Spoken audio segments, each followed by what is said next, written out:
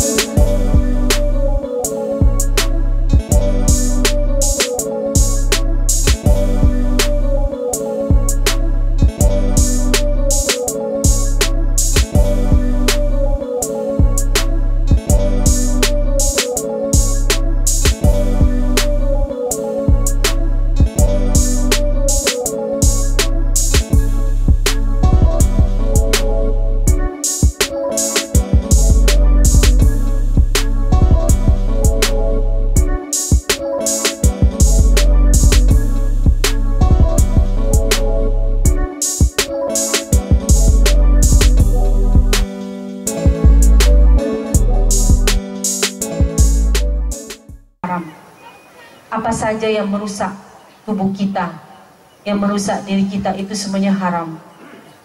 Bangsa Indonesia ini kuat, tetapi tergantung kepada muda-mudinya, pemuda dan pemudinya.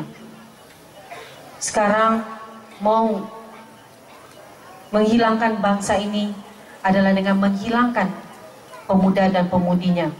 Salah satunya adalah dengan merokok. Anda tahu, Bapak Ibu tahu, adik-adikku tahu, anak-anakku tahu, merokok adalah pintu masuk untuk narkoba. Sekarang bangsa kita sudah terkenal, di mana yang memakai narkoba 60%, 40% yang menjual. Itu tujuan bangsa lain untuk menghabisi bangsa Indonesia. Jadi Umi minta dari sekarang, Bapak Ibu, Bapak-bapak, yang merokok, berhentilah dari sekarang. Kalau Bapak sayang dengan istri Bapak, anak-anak Bapak, saudara-saudara Bapak, jangan pernah merokok. Pernah satu kejadian, almarhum Habib Sekaf bin Mahdi bin Syabwakar didatangin dengan teman baiknya. Teman baiknya itu dari NTB, Dompu, datang jauh-jauh. Orang ini sangat soleh.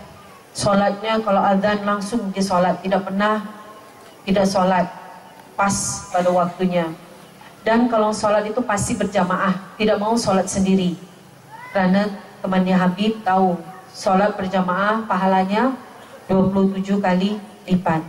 Dan itu adalah perbuatan yang tidak pernah ditinggalkan Rasulullah SAW. Salah satunya adalah sholat berjamaah.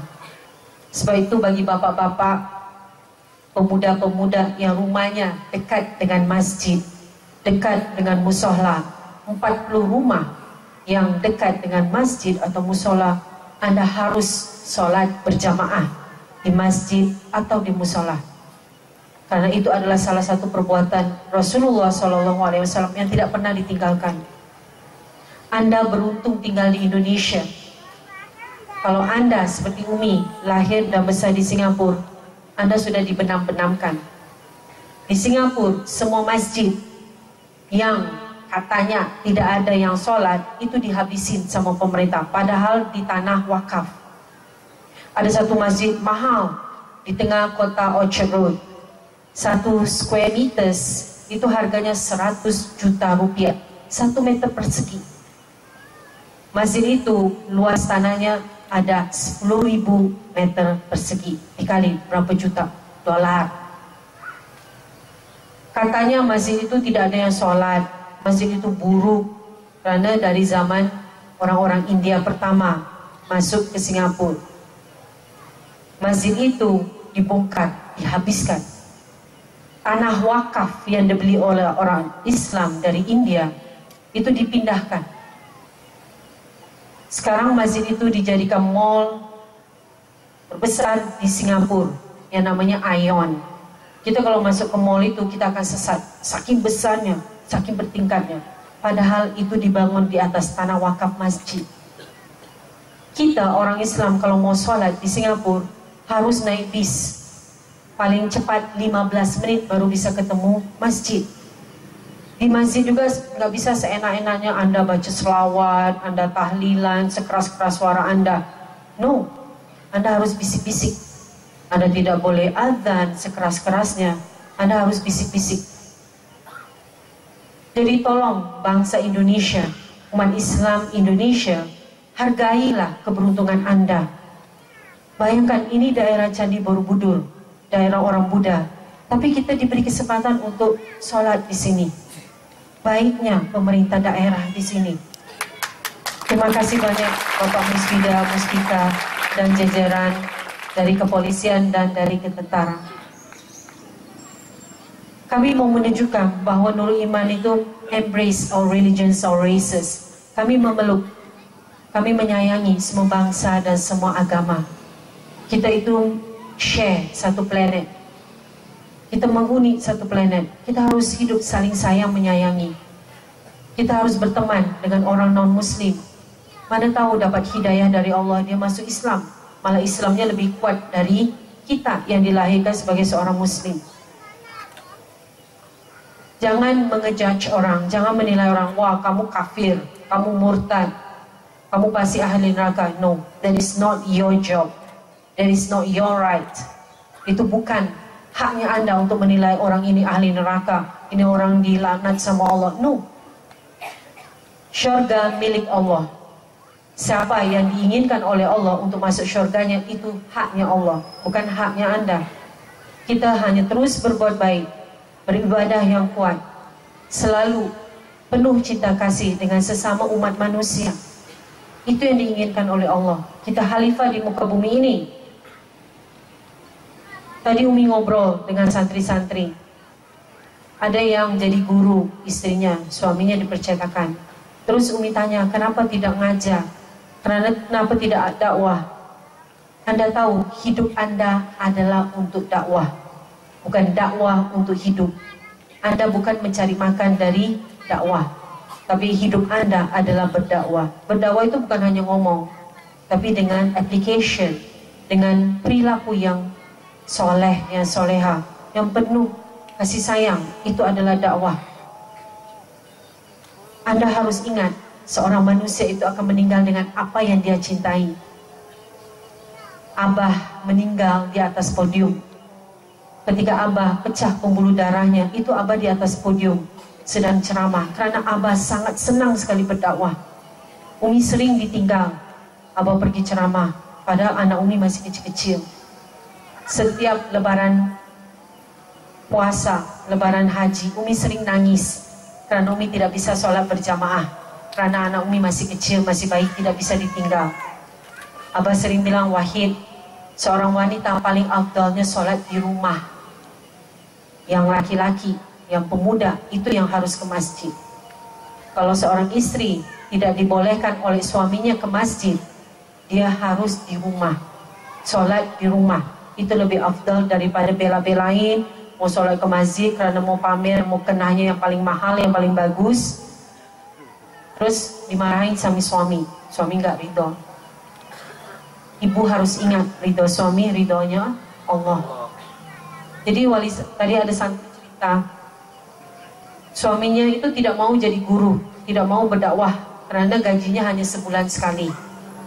Jadi dia lebih senang menjadi pengusaha, gajinya tiap hari. Yang si istri menjadi guru karena gajinya sebulan sekali, jadi bisa saling menutupi. Anda harus ingat, rezeki itu bukan dari berapa rupiahnya yang Anda terima, tetapi dari barokahnya. Mungkin Anda hanya dikasih 1 juta 1 bulan, tetapi Anda hidup sehat, suami istri sakinah mawaddah warahmah, anak-anak Anda menjadi anak-anak yang soleh dan soleh. Itulah rezeki yang paling besar, bukan dari berapa uang yang Anda dapat tiap bulan. Banyak orang yang gajinya tiap bulan bisa miliaran, tetapi anaknya narkoba, anaknya mabuk-mabukan, istrinya tiap bulan, tiap minggu arisan, ganti berlian, ganti perhiasan, hanya untuk pamer ke teman-temannya.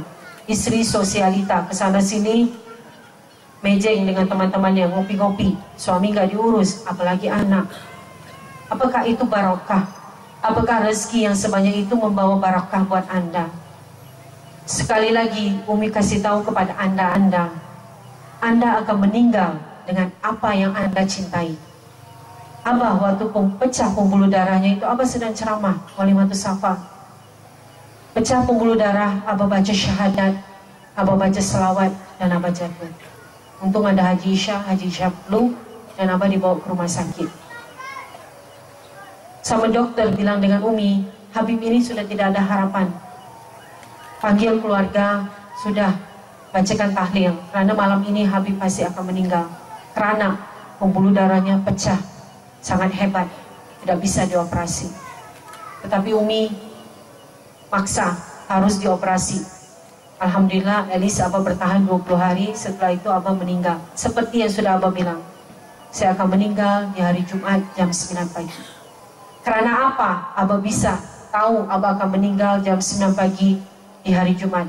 Karena Abah cinta dakwah. Abah pergi ke Ulu Sungai Mahakam untuk mengislamkan Dayak-Dayak di sana, di Kalimantan. Kemarin Umi ke sana, Umi ke Melak, Kutai Barat.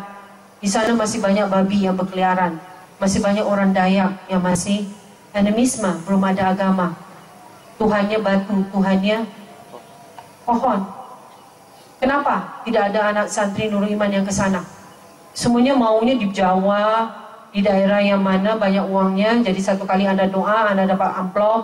Satu kali Anda baca maulid, dikasih amplop. Satu kali Anda baca yasin, satu kali Anda ceramah, ada DP-nya. Anda mengecewakan Umi dan Abah. Abah pergi ke Niki-Niki. Niki-Niki itu di daerah Flores, di NTT, sudah mendekati Timur Leste. Abah masuk ke Timur Leste, waktu itu masih jajahan Portugis.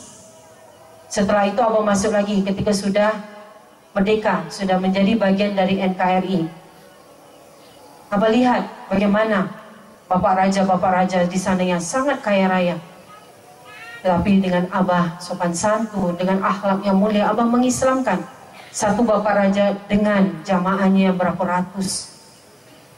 Itu yang Umi inginkan, dan itu belum ada di santri Nurul Iman atau alumni dari Nurul Iman. Semuanya bertahan di Jawa, apalagi yang dari Flores, tetap aja mau bertahan. Saya mau tinggal dengan istri saya. Istri saya orang Demak. Enak, istri saya sudah punya pengajian, saya tinggal nebeng aja di situ. What kind of a man are you? You are a man. You should not follow your wife. Bukan Anda yang mengikuti istri Anda, tapi istri Anda yang mengikuti Anda. Yang dari Flores balik ke Flores. Umi masuk ke Waikabubak. Di sana manusia masih makan anjing. Orang Islamnya sedikit aja. Mereka bela-belain bangun masjid, kumpulkan uang di kota. Mereka nggak berani masuk ke daerah pelosok karena orang-orangnya masih, sorry to say, kanibal. Kenapa Anda tidak ke sana? Apalagi yang dari Flores. dari Kupang, dari Alor. Umi ketemu kemarin di Melang, ada santri dari Kupang. Umi bilang, kenapa kamu ada di sini? Kenapa kamu gak balik ke Kupang? Kita butuh orang-orang yang adventurer. Life is an adventure. Hidup itu adalah petualangan. Anda pergi ke daerah pelosok, Islamkan orang-orang di sana. Kalau mereka tidak Islam, itu salahnya Anda. Anda dari pondok pesantren, Anda harus hidup untuk dakwah. Bukan dakwahnya enak di tengah kota. Wah, saya mau ke Singapura, dakwah di Singapura, dapat uang dolar. Saya mau ke Malaysia, dapat ringgit. Saya mau ke Brunei, dapat Brunei ringgit. Maunya yang enak aja. Nanti dikasih makan yang enak, nanti nikah orang sana. Terus siapa yang mau ngurus orang-orang yang di Kupang, yang di Alor, yang di Kalimantan Timur, yang di Kalimantan Utara? Ini ada permintaan dari satu pesantren yang di Kutai Barat, pasangan suami istri. Umi akan kirim dari santri alumni yang sudah selesai pengabdian 2 tahun untuk ke Melang. Di sana Anda akan mengajar ilmu agama dan ilmu umum, juga ekstrakurikuler. Tidak mau Anda bilang, oh saya susah mau tinggalkan orang tua saya. Orang tua harus ikhlas. Anaknya harus keluar menjadi dai. Anda harus ingat, kenapa orang bisa meninggal di dalam sholat? Karena waktu hidupnya dia senang sholat. Ada orang meninggal sedang sujud, karena waktu hidupnya dia senang bersujud. Ada orang meninggal di dalam masjid, karena waktu hidupnya dia senang berjamaah di masjid. Itu yang husnul khatimah. Kalau Anda senang motor-motoran, Anda meninggal di motor Anda. Apakah itu husnul khatimah? Anda senang ke karaoke. Saya kan stres, saya harus karaoke, teriak-teriak sesuka saya. Anda bisa aja mati di situ, di karaoke itu. Jadi hati-hati. Akhir dari umur kita itu yang dilihat. Bukan dari sekarang, wah, saya benar-benar sekarang saya ngaji, hafal Quran. Di usia-usia akhir-akhir sudah saja, wah bosan ah. Saya sudah banyak kumpulkan amal ibadah. Saya sudah banyak pahala. Sekarang saya mau masuk karaoke. Sekarang saya mau masuk klub. Saya mau lihat bagaimana orang-orang itu bersenang-senang. Itu bisa terjadi. Jadi tolong, dari sekarang, dari Anda masih muda, biasakan hidup Anda untuk dakwah. Minggu depan Umi akan ceramah di Gunung Kidul. Itu terkenal. Di sana banyak orang-orang Islam yang murtad dari majelis zikir Allah, Allah, Allah. Sekarang sudah menjadi Yesus, Yesus, Yesus. Salah siapa? Salah kamu semua. Kenapa Anda kena di sana? Mereka hanya butuh air bersih. Galikan sumur, belikan mesin air supaya mereka bisa punya air. Mereka akan tetap di dalam Islam. Ingat, kemiskinan mendekati kekafiran. Kalau Anda orang-orang yang sejahtera, yang makmur, tidak bantu mereka, mereka murtad, Anda tanggung dosa. Jangan kasih alasan apa saja. Umi, orang Singapura. Umi, setiap mendarat kaki Umi di Cengkareng, Umi pasti pilek. Karena orang Indonesia paling senang merokok. Dan Umi paling alergi dengan merokok. Umi pergi ke dokter spesialis apa saja, mereka akan bilang, Umi kalau mau sembuh, Umi harus balik ke Singapura. Karena di Singapura orang-orang tidak bisa merokok sembarangan. Di Indonesia, di mana aja mereka bisa merokok, suka-suka mereka. Tidak ada menghargai orang lain yang alergi berat sama rokok. Tadi Umi pilek itu karena itu aja. Di jalan ada yang merokok, sudah, siap-siap aja untuk pilek. Jadi Anda harus ingat sebagai umat Islam, apa yang dilarang agama itu yang Anda harus buat. Jangan pikir, wah saya kan sudah sholat 5 kali sehari, saya puasa. Jadi saya bisa aja merokok suka-suka saya. Anda merokok, bukan hanya Anda yang sakit nanti, tapi istri Anda, anak-anak Anda. Anda harus ingat, kalau Anda sayang dengan keluarga Anda, then you don't smoke. Umi tahu daerah Jawa Tengah ini terkenal. Gudang Garam, Sampurna, kretek, apalagi jarum. Anak-anak pesantren di Kediri, mereka wisuda, semuanya kerja di pabrik rokok di Kediri. Karena apa? Mereka have no skills. Mereka tidak punya harga diri. Nah, yang penting saya dapat uang, saya bisa kasih makan anak istri saya, walaupun saya kerja di pabrik rokok. Padahal rokok itu haram. Jangan pernah Anda bilang itu makro ya, itu haram. Apa saja yang merusak diri Anda itu haram. Rokok, narkoba, miras, apalagi miras oplosan. Itu terkenal tuh orang Indonesia. Paling kreatif bikin miras oplosan. Yang kreatif itu yang bagus dong, jangan yang jelek-jelek, yang mematikan. Bayangkan pemuda Indonesia kalau kita tidak mengajak mereka seperti Nurul Iman, multiple intelligence. Mereka diberikan ilmu, mereka tinggal pilih, oh saya mau jadi ahli taekwondo. Ini yang dari taekwondo yang dari Jawa Tengah kemarin, angkat tangan, yang baru pulang dari Korea. Tadi Umi ketemu di depan situ. Mereka dari Jawa Tengah, mereka baru pulang dari Korea. Dia siswa ke Korea. Cuma saya bilang kenapa kulitnya masih hitam, gak putih seperti orang Korea. Karena panas, banyak alasan aja. Tetapi mereka sudah pernah ke Korea. Karena apa? Karena mereka jago taekwondo. Karena Nurul Iman mereka bisa sampai ke Korea. Sebelum ke sini Umi telat. Umi ada meeting dengan perusahaan Jepang. Perusahaan Jepang dapat info Nurul Iman santrinya taat. Jadi mereka mau memberikan beasiswa untuk sekolah di Shizuoka University. Jadi programnya dari SMA kelas 1, 2, dan 3 Anda akan didik bahasa Jepang yang bagus. Dan Anda akan dikirim ke Shizuoka University untuk engineering. Terus Anda akan bekerja di sana. Dan Anda akan balik ke Indonesia bekerja juga di perusahaan Jepang di Indonesia. Anda selain Anda kuliah di sana, Anda akan dikasih uang jajan. Dan uang jajan itu akan boleh Anda balikan ke orang tua Anda. Dan di sana semuanya sudah ditanggung. Tempat tinggal, makan, kesehatan, dan pendidikan. Anak-anak IPA yang terbaik itu yang akan dipilih. Jadi semua anak-anak Nurul Iman, Anda harus be the best and do your best. Lakukanlah yang terbaik. Tetapi Umi minta satu, Anda harus jadi da'i. Anda harus berdakwah, harus mengajar, harus adakan training. Jadi jangan ilmu itu disimpan aja. Anda jago taekwondo, tetap istiqomah. Anda mengajarkan taekwondo sampai Anda berdakwah. Dulu Abah sering suka ke imigrasi. Umi bilang dengan Abah kok senang sih ke imigrasi ya, selain urus kitas dan kitabnya Umi, karena Umi waktu itu masih warga negara Singapura. Abah bilang saya bisa berdakwah Wahid, saya bisa ngobrol dengan orang-orang imigrasi supaya mereka bisa hidup yang jujur, yang ikhlas.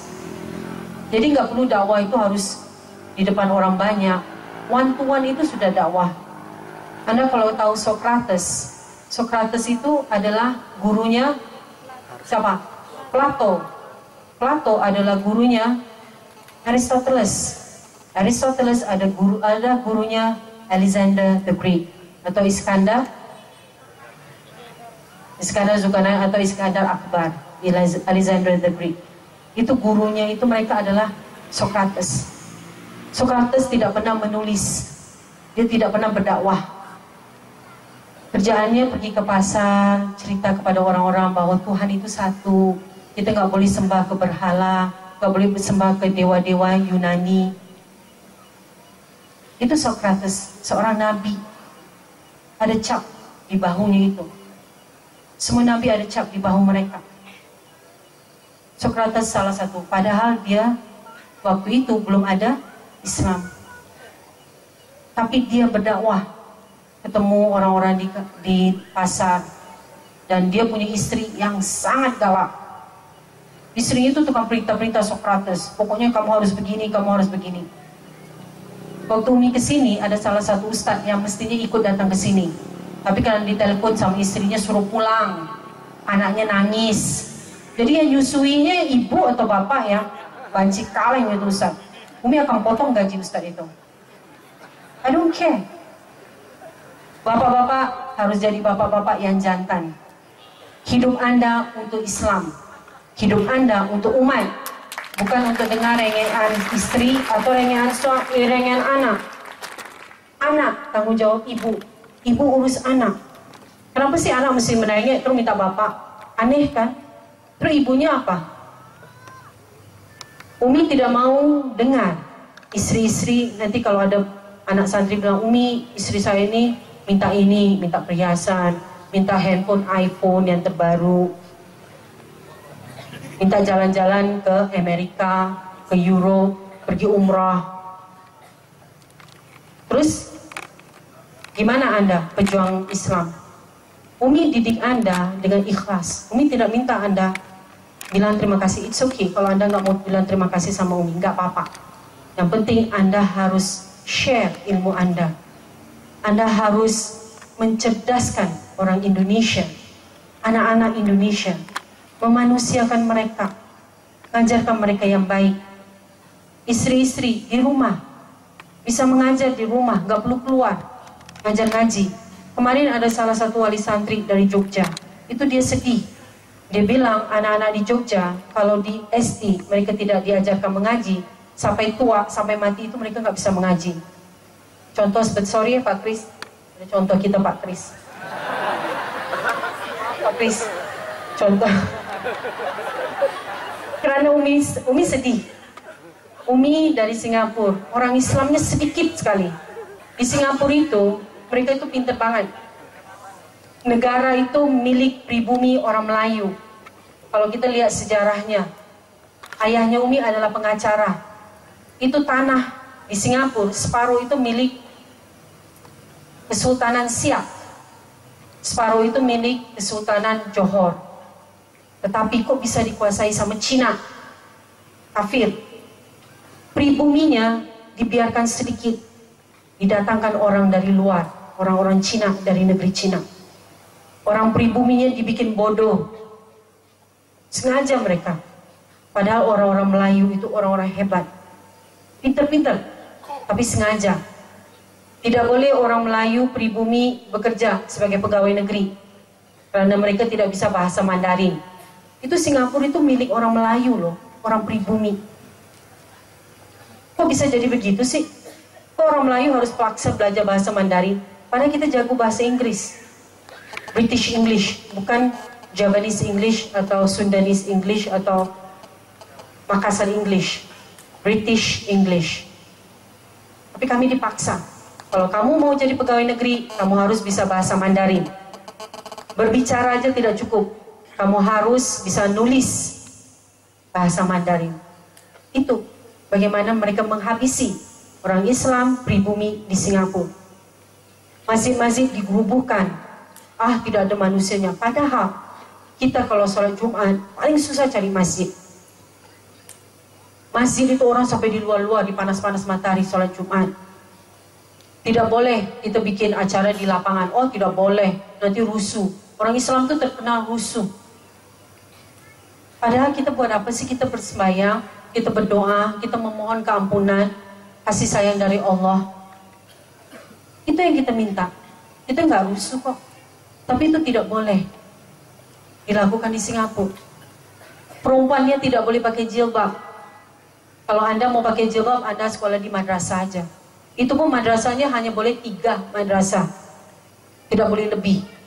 Dan kota anak-anak yang sekolah di madrasah juga dipaskan. Tidak boleh banyak-banyak. Orang Islam tidak boleh melahirkan anak yang banyak. Karena mereka tidak dikasih pendidikan S1. Jadi di Singapura itu ditekan seperti itu. Hanya mereka yang punya ijazah S1 yang boleh melahirkan lebih dari 3 anak. Kalau Anda tidak punya ijazah S1, hanya boleh melahirkan 2 anak. Seperti itu kejamnya pemerintah di Singapura.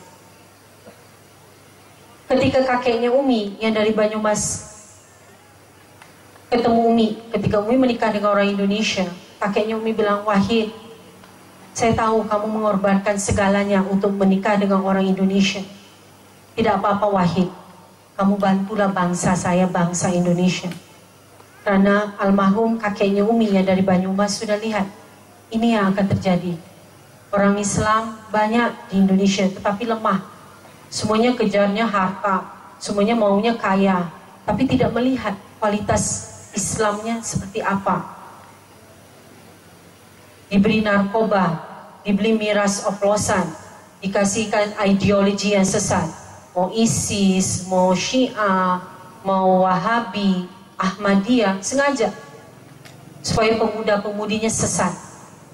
Anda harus ingat, Anda dan keturunan Anda sampai mati wajib Sunni Asy-Syafi'i. Itu yang diajarkan Abah kepada kita. Kitabnya kita apa? Safinatun Najah, Ta'limut Ta'lim, Fathul Mu'in. Itu kan kitab-kitab Sunni Asy-Syafi'i. Pegang kitab itu.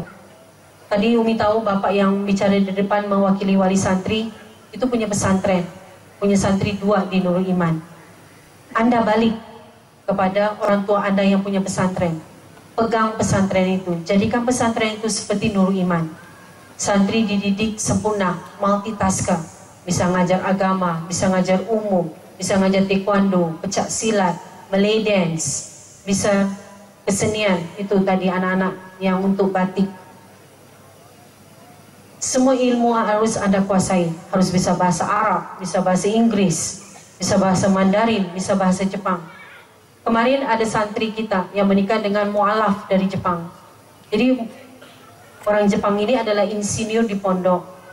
Kami dapat bantuan dari satu pengusaha kaya dari Jepang membuat air minum yang bisa langsung diminum dari keran. Jadi tidak perlu dimasak atau direbus lagi.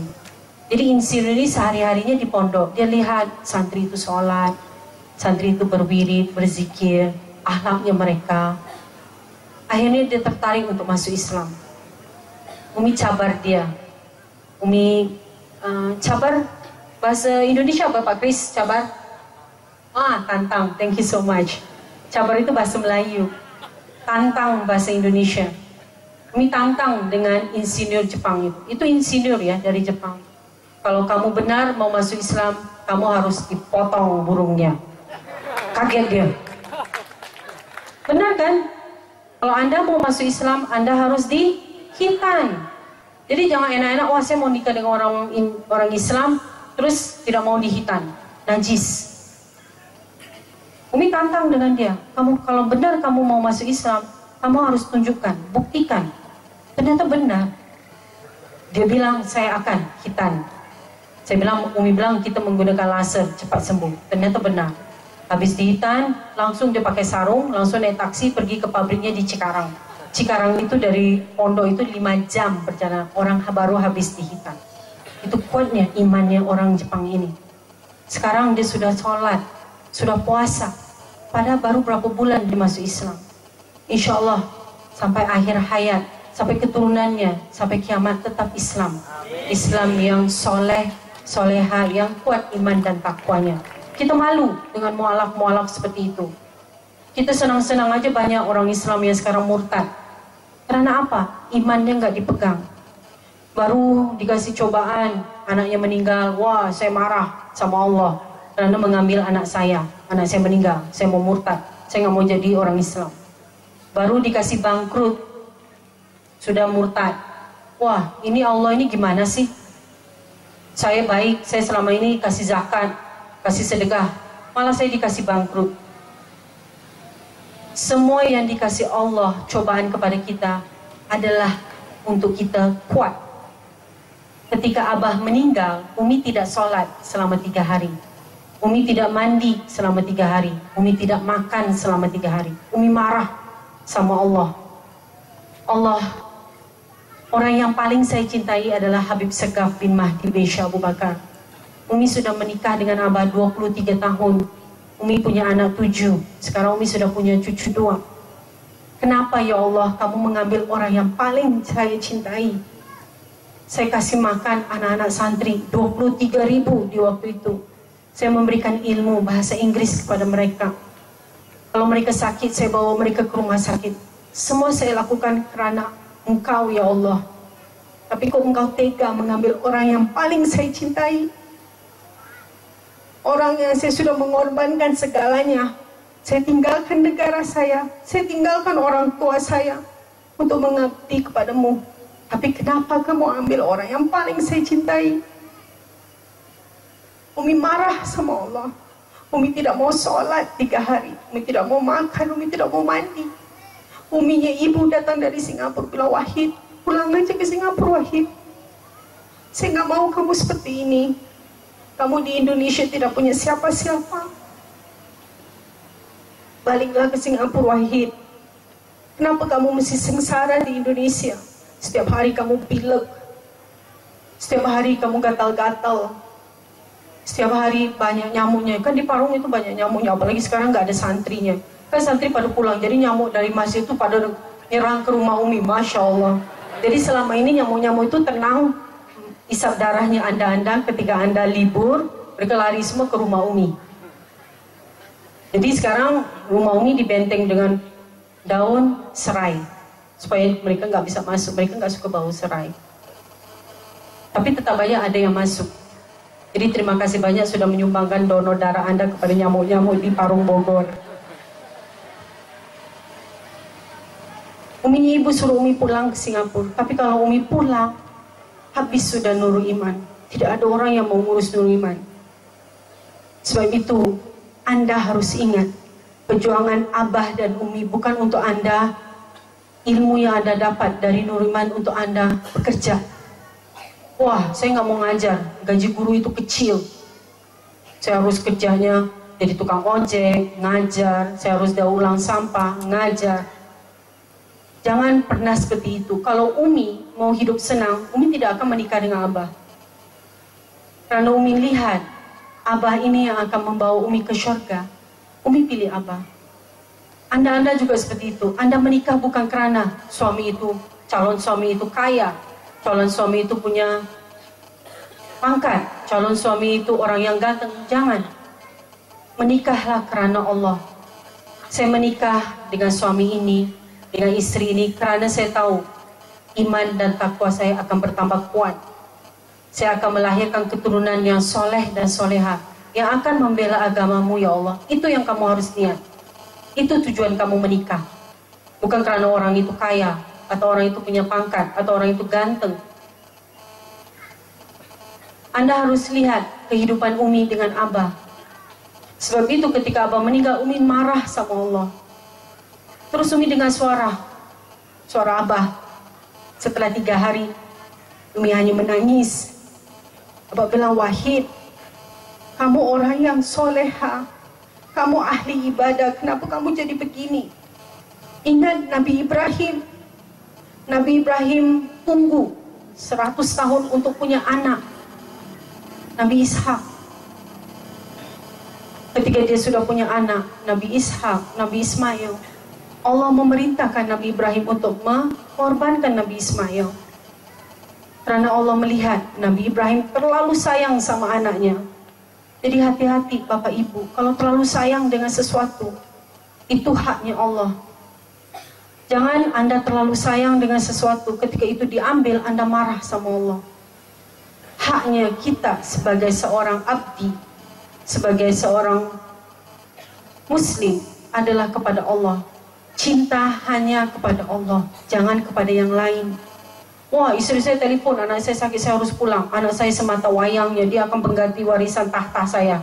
So what gitu loh. Allah mau ambil segini aja. Jadi jangan sombong. Jangan membelakangkan Allah. Everything karena Allah dan demi Allah. Sayang boleh, tapi jangan terlalu sampai Anda meninggalkan tugas Anda sebagai seorang guru, seorang da'i, hanya untuk ngurus anak dan istri Anda. Karena mereka adalah cobaan buat Anda. Lihat Nabi Nuh, gimana istri dan anaknya sudah murtad, malah mengejek-ngejek, menghina Nabi Nuh. Bagaimana Nabi Lut, istri dan anak-anaknya homo, padahal Nabi Lut sudah memberikan nasihat, tetap tidak mau dengar, malah melawan, malah menghina ayahnya sendiri, suaminya sendiri. Jadi hati-hati dengan siapa Anda jatuh cinta. Cinta hanya untuk Allah, dan Anda harus berkorban untuk membuktikan cinta Anda. Seperti si orang Jepang tadi, dia berkorban kan, potong dia burungnya, sampai pamannya datang. Ya, paman itu nggak bisa bahasa Indonesia, si Jepang ini semuanya nggak bisa bahasa Indonesia. Dia bilang, ya itu potong kepalanya. Orang Jepang bilang gitu. Diketawain sama pamannya, keponakan ini mau dihitan dan masuk Islam. Tapi ternyata benar, dihitan masuk Islam. Jadi kalau Anda benar cinta sama Allah, Anda harus bela agama Allah. Kita nggak perlu unjuk rasa, nggak perlu marah-marah, ngamuk sana sini, nggak perlu. Penuh kasih sayang, Anda mengajarkan ilmu Anda dengan ikhlas, tanpa dibalas, tidak apa-apa. Paling baik pembalasan adalah Allah. Jazakallah khairan katsiran jiddan. Itu paling baik pembalasan. Paling bagus pembalasan adalah dari Allah Subhanahu wa ta'ala. Umi terima kasih banyak sudah undang Umi jauh-jauh. Insyaallah tahun depan Umi ingin safari Ramadan Nurul Iman di setiap provinsi di Indonesia. Jawa Barat harus ada satu, Jawa Tengah satu, Jawa Timur satu, nanti di daerah Sumatera, karena Umi tahu ada santri di setiap kabupaten di seluruh Indonesia. Dan nanti yang parahnya yang daerah Papua, karena kita baru ada satu santri dari Papua, dari Sorong, dan itu belum tahu ada dukungan dari santri yang lain. Tapi tidak apa-apa, paling Jawa Barat, Jawa Tengah, Jawa Timur, Sumatera. Umi tahu di Sumatera Selatan banyak santri Nurul Iman, sampai ke Aceh, belum lagi Makassar, belum lagi Kalimantan. Jadi insya Allah tahun depan kita bisa ketemu lagi untuk safari Ramadan. Bagi anda-anda yang sudah menikah, yang sudah punya keluarga, harus ingat, datang safari Ramadan, kita silaturahmi. Apa di hati anda, cerita sama Umi. Anda harus ingat, paling baik anda mengeluh adalah kepada Allah. Umi hanya manusia biasa, Habib Muhammad juga. Kalau kita sedih, kita mau mengeluh kepada Allah, Allah Maha mengetahui. Umi yakin selama anda berbuat sesuatu, berbuat apa saja karena Allah dan demi Allah, anda pasti selamat, sukses sampai ke surga Jannatul Firdaus. Insyaallah kalau ada umur, ada rezeki, minggu depan kita bisa ketemu lagi di Gunung Kidul. Nama pesantrennya apa Pak Kris?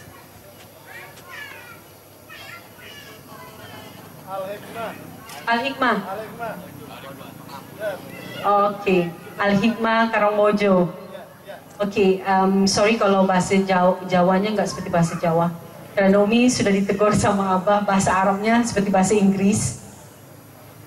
Jadi insya Allah, boleh ya Pak Kiai, kami ke Gunung Kidul. Kita makannya nggak macam-macam kok. Saya punya orang, yang penting ada nasi, yang penting nomor satu ada korma. Terus airnya harus ointika. Saya nggak bisa minum air yang lain. Tapi nggak apa-apa, nanti saya bawa sendiri dari pondok.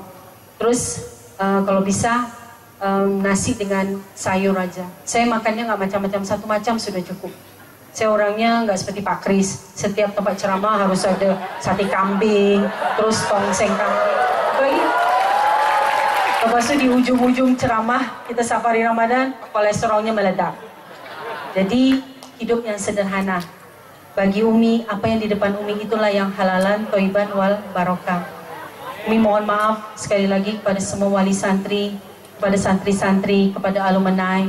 Insya Allah selama anda pegang cinta karena Allah, bela agama Allah, anda akan selamat sampai ke surga Jannatul Firdaus. Insya Allah kita bisa ketemu lagi minggu depan. Bagi yang akan ke Taman Mini itu di tanggal 18, daerah Jawa Barat dan Jabodetabek itu di Taman Mini tanggal 18, tanggal 19 insya Allah di Gunung Kidul. Kami kepingin orang-orang yang sudah murtad di daerah itu bisa balik lagi ke agama Islam. Dan yang masih belum Islam bisa kita Islamkan sebagai mu'alaf. Seperti orang Jepang yang kemarin. Sekali lagi Umi mohon maaf lahir batin. Insya Allah kita akan diberikan yang terbaik oleh Allah Subhanahu wa ta'ala. Selamat sampai ke surga Jannatul Firdaus. Bisa tetap menjadi hamba yang paling banyak bersyukur. Itu yang kami Umi inginkan dari anda-anda. I will always love you. Jazakallah khairan katsiran jiddan. Wassalamualaikum warahmatullahi wabarakatuh.